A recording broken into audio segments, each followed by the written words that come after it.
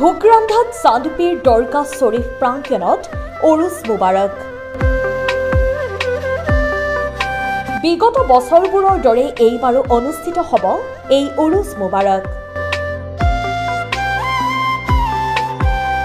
বৰপেটা জিলাৰ ভোগৰান্ধা গাঁৱত চান্দপীৰ দৰগাহ শ্বৰীফ প্ৰাংগণত বিগত বছৰবোৰৰ দৰে এইবেলিও অহা ৭ জানুৱাৰীত অনুষ্ঠিত হ'ব ৭৪তম উৰুছ মুবাৰক ২০২৫।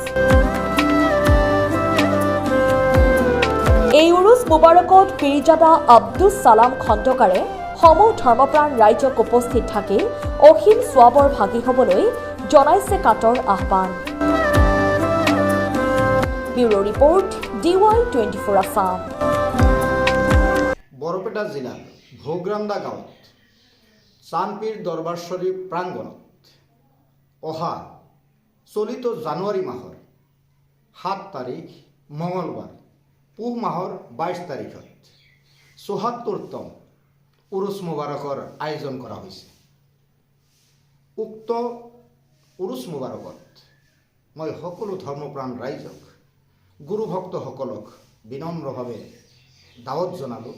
আপোনালোকে উক্ত তাৰিখত আমাৰ এই উৰুছ মুবাৰকত উপস্থিত হৈ সহায় সহযোগিতা আগবঢ়ায়।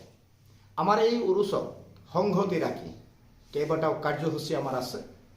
প্ৰথমতেই আছে আপোনাৰ কোৰাণৰ ওপৰত ৰিচাৰ্চ কৰি হাদিছ আৰু কোৰাণৰ ওপৰত ব্যাখ্যা বৰ্ণনা কৰিব বিভিন্ন বিশিষ্ট ইছলামিক চিন্তাবিদসকলে।